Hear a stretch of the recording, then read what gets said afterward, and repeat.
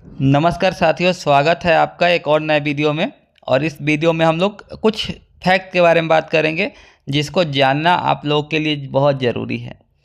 देखिए, विडंबना है या दुर्भाग्य कहिए, लेकिन आज तक जितनी भी वैकेंसी आई हैं उसमें एक चीज़ बहुत ज़रूरी होता है, नेसेसरी होता है, और वो होता है केस मुकदमा। देखिए, बिहार में जितनी भी वैकेंसियाँ प्रकाशित की जाती है उसमें केस होना ही है।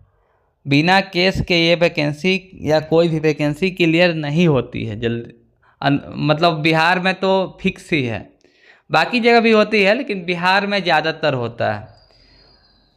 मैं ये नहीं कह रहा हूँ कि इसका दोषी सरकार है, लेकिन कहीं ना कहीं ये सिस्टम का झोल झाल है जिसका खामियाजा जो है विद्यार्थियों को देखने को मिलता है। अब इस पे एक कहानी है, उसी को आपको बताने जा रहा हूँ कि देखिए किस प्रकार से जो है अदालत का चक्कर वैकेंसियों को कैसे प्रभावित करता है। और ये इसलिए बता रहा हूँ कि अभी स्वास्थ्य विभाग द्वारा जो है बिहार तकनीकी सेवा आयोग के मार्फत 46,000 पदों पर नियुक्ति प्रकाशित की गई है। और ऐसा कोई भी विज्ञापन नहीं है जिस पे केस नहीं हुआ है। कुछ विज्ञापन है जिस पे केस नहीं हुआ है, उसमें बाकी विज्ञापनों में जितना केस हुआ है उससे ज़्यादा केस होने वाला है। आइए बात कर लेते हैं। तो देखिए, किट संग्रह का तो क्लियर हो गया, उसमें थोड़ा बहुत केस था, चला गया। पैरामेडिकल में अब इतने ज़्यादा केस होने वाले हैं कि उसकी कल्पना नहीं कर सकते, क्योंकि काउंसिल नहीं है। किस कॉलेज को आप मान्यता दोगे, किस कॉलेज को नहीं दोगे, इसके लिए कमिटी बनाई गई है। कमिटी तय करेगी किसको दें किसको ना दें, और कमिटी है तो भाई झोल झाल होना ही है। तो यहाँ पे मामला फिक्स है। बाकी डेंटिस्ट में केस है, फार्मासिस्ट में केस है, स्टाफ नर्स में केस है, MBBS में केस है, स्पेशलिस्ट मेडिकल ऑफिसर में केस है। लेकिन नियुक्ति हो रही है, लगभग काम सब पे हो रहा है। तो एक हम लोग स्टोरी बता रहे हैं आप लोग को, उसको देख लीजिए कि केस कैसे प्रभावित करता है और क्या होता है। अभी देखिए, लेटेस्ट स्टोरी में हम लोग चलते हैं, और यहाँ पे हम लोग लेटेस्ट स्टोरी में जैसे क्लिक करते हैं तो यहाँ पे देखिए सबसे ऊपर जो नोटिफिकेशन है ये है हमारा जनरल मेडिकल ऑफिसर का। अब जनरल मेडिकल ऑफिसर का ये नोटिस है, इसको देख लिया जाए। मेरा इंटरनेट थोड़ा स्लो है इसलिए लोड करने में थोड़ा सा समय लग रहा है।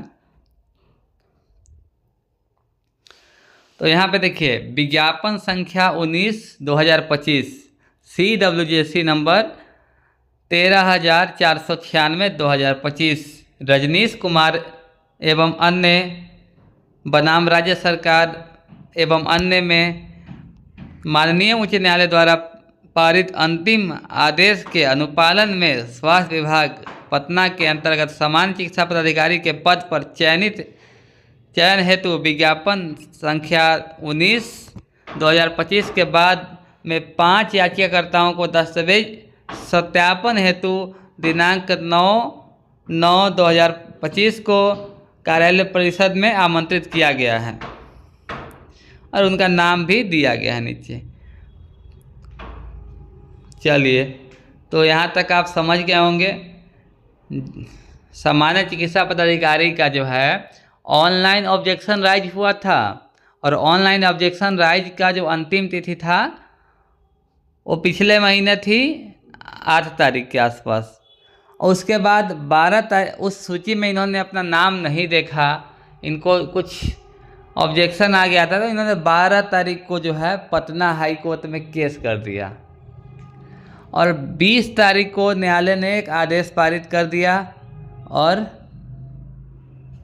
लगभग 8 दिन के गैप में ये देखिए कि सूची भी प्रकाशित हो गई। तो मतलब न्यायालय का पावर देखिए कि क्या हुआ यहाँ पे इस वैकेंसी में। इससे पहले बहुत सारे स्पेशलिस्ट मेडिकल ऑफिसर के रजिस्ट्रेशन के मामले कोर्ट में गए थे, और उन्हें दोबारा काउंसलिंग के लिए भी बुलाया गया था। तो विभाग अगर इसको अपने स्तर से सुधार देता, बीटीएससी इसको अपने स्तर से सही काम करके दे देती, तो इनको कोर्ट जाने की ज़रूरत नहीं होती। लेकिन बाध्यता हो जाती है कि जब आयोग और अधिकारी अच्छे से काम नहीं करते हैं तो लोगों को कोर्ट जाना होता है। बहुत सारे वैकेंसी है, जैसे कि अगर हम फार्मासिस्ट की वैकेंसी की बात करें तो यहाँ पे क्लियरली मेंशन है कि जो फाइनल मेरिट लिस्ट है उसको पब्लिश नहीं करना है, लेकिन प्रक्रिया को तो कंप्लीट करना है। अब यहाँ पे क्या हो रहा है कि प्रक्रिया कंप्लीट करने में देरी हो रही है। अब क्या होगा कि जब कोर्ट का निर्णय आएगा फिर प्रक्रिया शुरू की जाएगी, और प्रक्रिया शुरू करने में विलम्ब होगा तो लगभग 6-7-8 महीने का समय उसमें भी लग जाता है। तो चीज़ें यहाँ पे विलंबित होती है।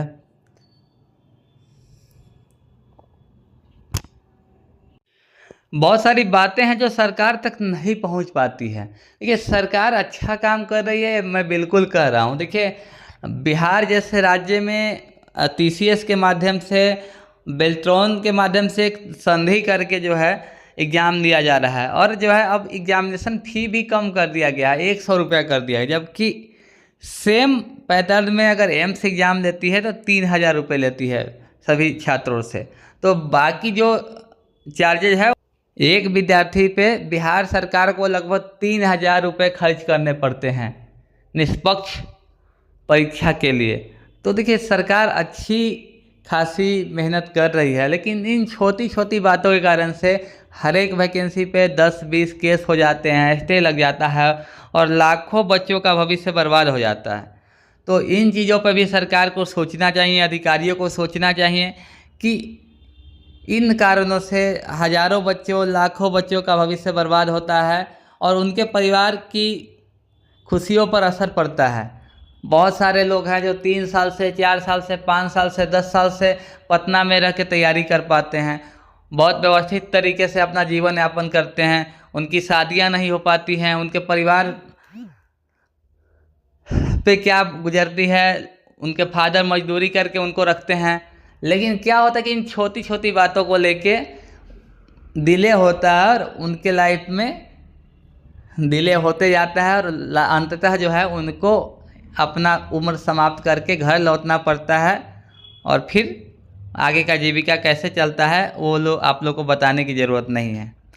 तो चीज़ें ये हैं कि ये दर्द है लोगों का जो मैं देख रहा हूँ, और इसीलिए जो भी वीडियो देखते हैं आप लोग समझिए कि यहाँ पे समस्या क्या है। आज कुछ लोग जो है चाहते हैं कि वैकेंसी ना हो। आखिर क्यों चाहते हैं? इसलिए चाहते हैं कि चुनाव ख़त्म हो जाएगा, ये पारदर्शिता समाप्त हो जाएगी, और फिर उनको लूट खसोट करने का मौका मिल जाएगा।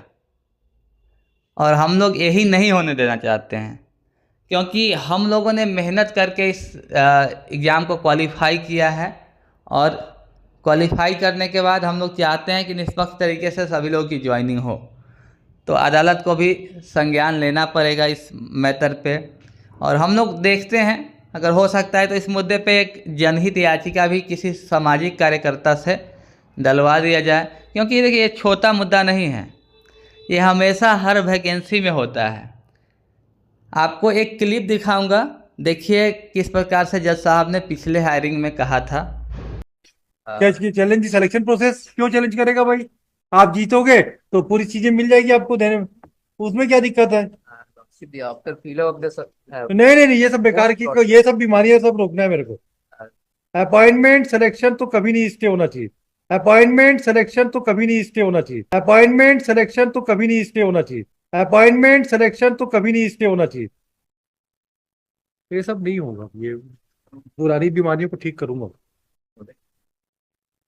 स्टेट में एक भी अपॉइंटमेंट बिना कोर्ट का टाइम खराब किए हो ही नहीं रहा है। उनसे पूछो जो बेचारे मेहनत करते हैं नौकरी के लिए और हम लोग स्टे करके रख देते हैं। पूछो जो बेचारे मेहनत करते हैं नौकरी के लिए और हम लोग स्टे करके रख देते हैं।